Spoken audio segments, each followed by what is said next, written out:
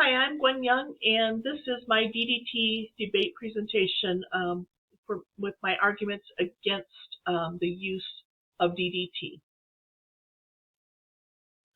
So, a solution that creates lasting damage is not progress, and that is what DDT has shown us. So DDT works, and that's exactly why it's so dangerous. It works so well we used it everywhere without stopping to ask what would happen if it didn't disappear. What is its long-term residual effects?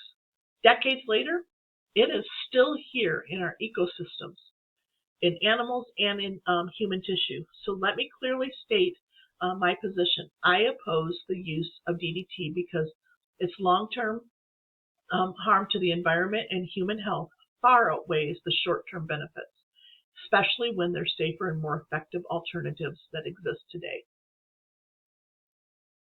So the use of DDT exploded after World War II, peaking in the United States in 1959 when nearly 80 million pounds was used in a single year.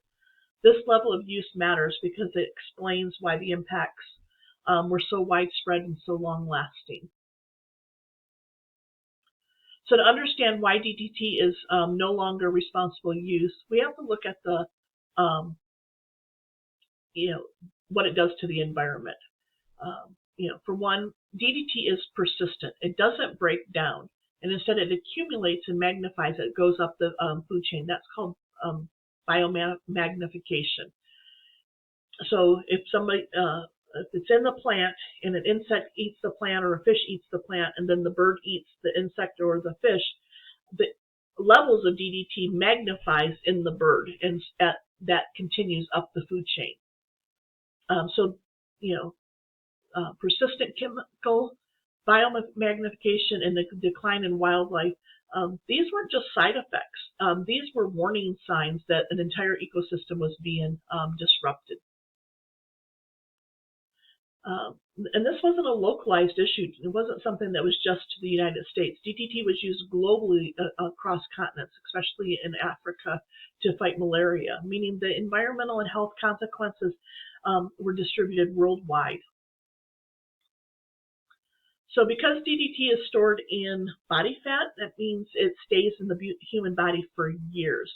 And research has linked it to hormone disruption, developmental effects, and an increase in cancer risk, especially in children. So what's really troubling is traces of DDT are continued to be found in human blood and breast milk decades after it was banned from many countries. So you have to ask yourself, a chemical designed to protect human life but has these long-term risks, is it really a solution? I don't think so. In the early 1970s, there was enough evidence that the U.S. issued a near-total ban on DDT, recognizing that the risks outweighed the benefits. One thing it did continue to do was to produce DDT to be shipped internationally. But over time, mosquitoes developed a resistance to the DDT, meaning that it took higher doses of DDT to diminish the mosquito population, making it less effective and more harmful. But even with the resistance development, there's good news. We're not stuck with that choice.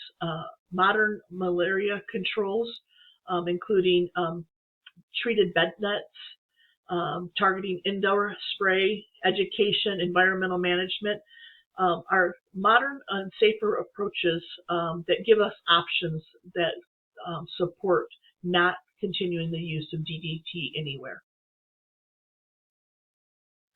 So DDT worked, and it still does, but it's failed the future, and that's why DDT belongs in our past and not in our future, and that is why I'm opposed to the ongoing use anywhere of DDT. Thank you.